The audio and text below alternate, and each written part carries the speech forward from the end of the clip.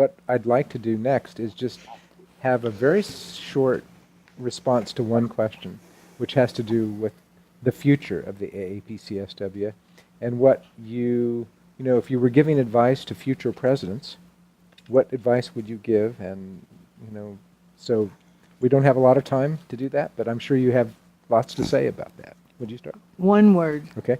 Education and 3 words. Preserving psychodynamic psychoanalytic education. How would you recommend doing that? Conferences, workshops, supervision, mentoring, any of those vehicles. And what would the challenges to the future presidents be in accomplishing those things? Finding people willing to do it who have the knowledge base. Okay.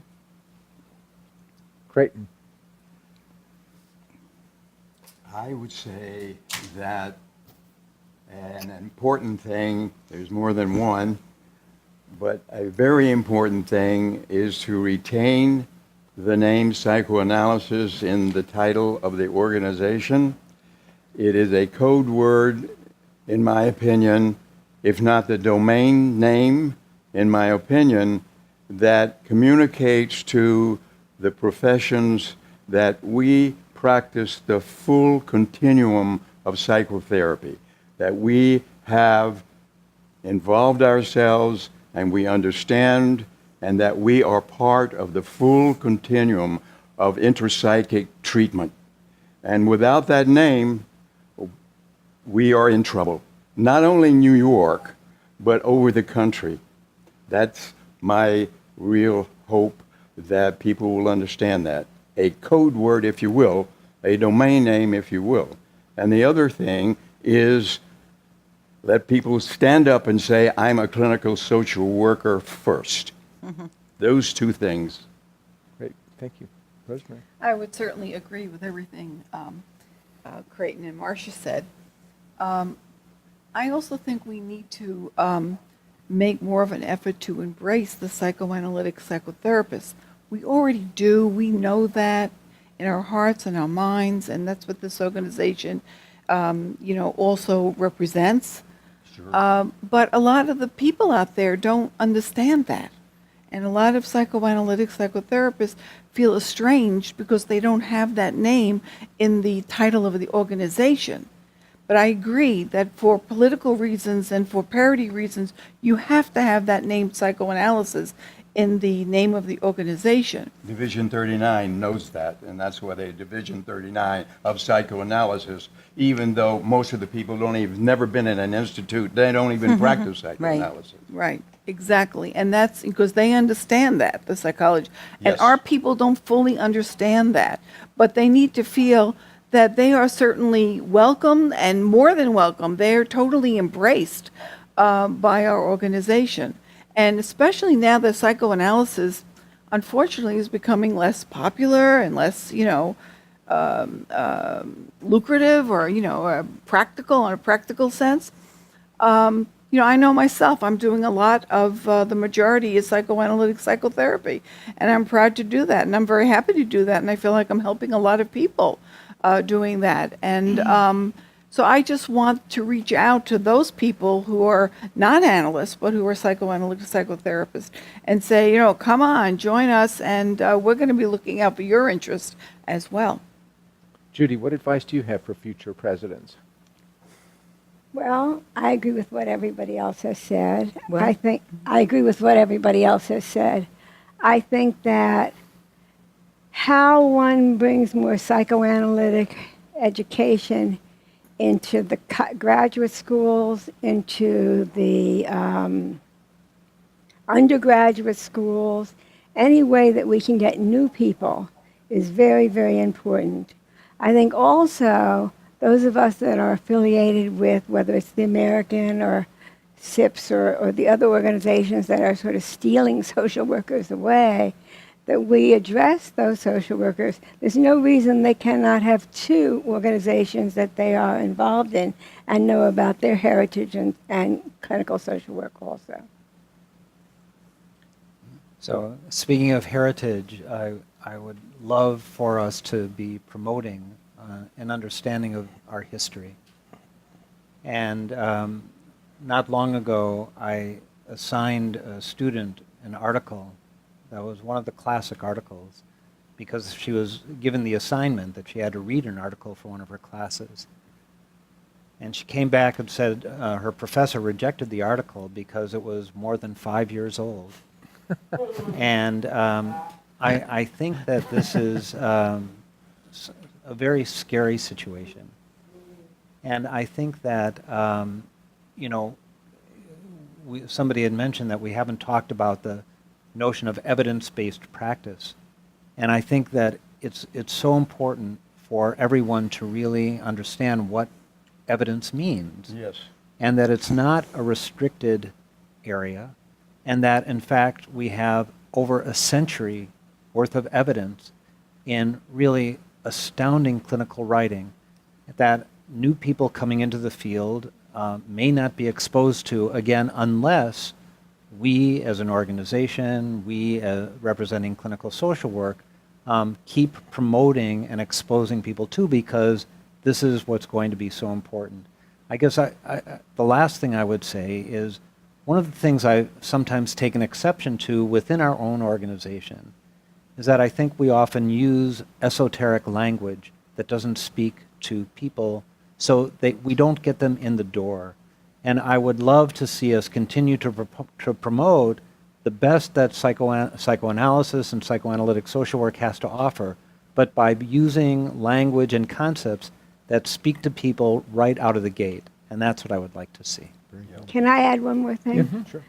That I think that in the institutes, and maybe on the PEP, hopefully, that our clinical social work journals get read, because I think in many institutes, they do not read our journal. If you're not on the PEP, they do not read our journals, and that certainly that should be a push. What I would add, though, is that psychoanalytic social work, partly exclusively as a result of our organization, helped get them on PEP Web, and they are Yes, on that's PEP Web. wonderful, Yes. absolutely wonderful. Penny. I don't know if I have anything different to add, but I do think that the themes of social work schools, social work education, and the MSW level, and not losing psychodynamic education in the most pristine clinical universities. I think that's really important.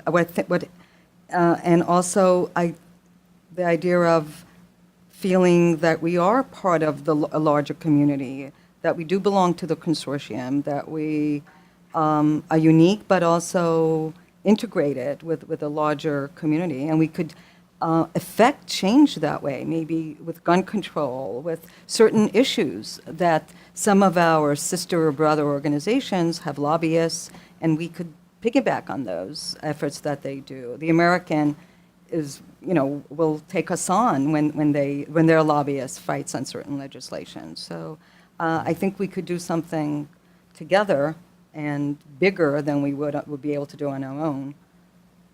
Samoan, you get the final word. Well, I agree with everybody. There's not one thing anyone said that I would not say and don't feel is of value for the future. And especially what Penny was saying in terms of the whole matter of social responsibility and how we can, not that that is our primary mission, but it is a piece of who we are as social workers and as analytic thinkers, and how we can connect up with large organizations who are taking a stand in terms of some of the broader social problems. I mean, social problems are a part of our world, and I think we do need to be more active in it.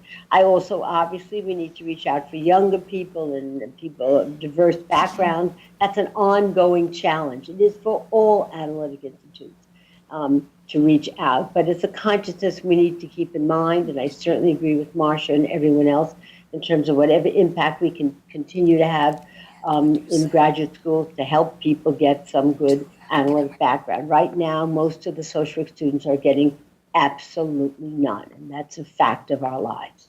So, and continuing on with our mission, and as you know, the mission, the current president convened an ad hoc committee to try and work on the mission, given some of the stresses and strains that have occurred.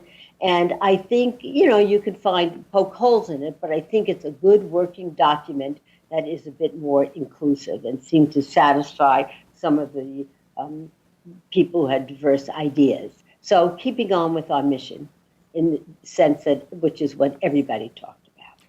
Listen, I would have one more thing I would add for future. In order to preserve long-term therapy, psychodynamic and psychoanalytic work, when I was president, we changed the bylaws to allow other groups who Yes, are interested yes. to come in. And that had to do with California and the number of mental health counselors and marriage and family therapists that are licensed out there Exactly. and are trained in your institutes. Right. They cannot serve as officers of the organization. You have to be a social worker to do that. But I think we have to broaden who we attract into the organization, because coalitions are important, and bringing in everyone who's interested in this knowledge base would be important. Have there I been joint? absolutely agree with you. I would like to add one more thing too. Most of us have emphasized education, which is true, but also, legislation. Our organization is sort of the, Mental Health Coalition? we're the people who monitor and look, and we're constantly looking for problems that will affect both our identity and our economic situation. And you've done a lot of work on that, Marsha, and licensure, and the consortium was originally started because of the threat of the, what was it, NAAP? Was that what the name? NAAP. National Accreditation Association for Psychoanalysis, yes. Yeah, because of the legislation that was threatening us at that point. And that's why I was saying even the psychoanalytic psychotherapists should be aware that we look out after their interest. Watchdog was the word I was looking for. What was the word? Watchdog was the word I was looking for. We are kind of the watchdog for these kinds of potential problems. And I don't think that has been emphasized enough in this discussion. It seems to me that in closing, the headline for the afternoon's conversation, I'm not sure what the subtitle is, but the headline is "It's Complicated." Because it gets repeated in many different ways to try to describe many different things, and I think that that's the conversation, right? And life is complicated. Yeah. The human mind is That's complicated. right. Life is messy and That's complicated. right. And so maybe we end it there and we think about how to complicate this, right? Because we need to complicate it, and we need to make our world of managed care and short-term solutions to things more complicated, because nothing is simple, right? And it can't be dealt with in Not that simple simple. sessions and short numbers of sessions. So maybe the next iteration of this is to further complicate things, right? Okay, we're done.